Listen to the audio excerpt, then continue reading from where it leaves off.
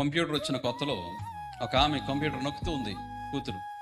తెల్లి వచ్చింది, అబ్బా బెల్ల ఉంది కంప్యూటర్ అని చెప్పి గబగబా కంప్యూటర్ మీద చేయి వేసి తను కూడా కీప్యాడ్ మీద అట్లా అట్లా నొక్కుతుంటే కూతురు అందట, ఏయ్ నీకేం తెలుసు ఈ కంప్యూటర్ గురించి? ఎందుకు కంప్యూటర్ మీద చేసి నొక్కుతున్నావు? ఈ కంప్యూటర్ గురించి ఏం తెలియదు నీకు అని కూతురు చాలా చిన్నతనంగా మాట్లాడింది తల్లిని గురించి. అప్పుడు తల్లి అందట, నాకు కంప్యూటర్ తెలియకపోవచ్చు కానీ కంప్యూటర్ తెలిసిన కూతుర్ని కన్నాను నేను, కాబట్టి నీకంటే ఎవరు గొప్ప? నేను గొప్ప. నీకు కంప్యూటర్ తెలుసు కానీ నేను మాత్రం ఆ కంప్యూటర్ అంతా తెలిసిన కూతుర్ని కన్నాను, కాబట్టి నువ్వు పెద్ద తెలివైన దానివి కాదులే, నేను కూడా తెలివైన దాన్ని అన్నాడు. ఎవరి బిడ్డలు లోబడే స్థితిని కోరుకోండి. చిన్న విషయం తెలిస్తే చాలు, నా ఎంతట జ్ఞానవంతుడు మరొకరు లేడు అనుకుంటారు కొంతమంది. నాకంటే తెలివైనడు ఈ భూమి మీద లేడు అనుకుంటారు. ఒకళ్ళు ఎవరైనా పెద్దవాళ్ళు మాట్లాడుతున్నప్పుడు వినాలనే భావన ఈరోజు చాలా మంది ఎవరి బిడ్డలకు ఉంటలా.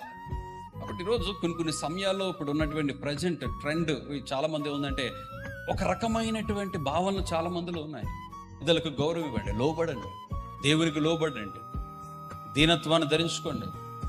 మనం ఎప్పుడైతే ఆ యొక్క తగ్గింపు జీవితాన్ని కలిగి ఉంటామో, ప్రతి విషయంలో లోబడే తత్వాన్ని ఉంటావో, తగిన కాలంలో దేవుడు నేను హెచ్చించును గాక, తగిన కాలంలో దేవుడు నేను ఆశీర్వదించును గాక.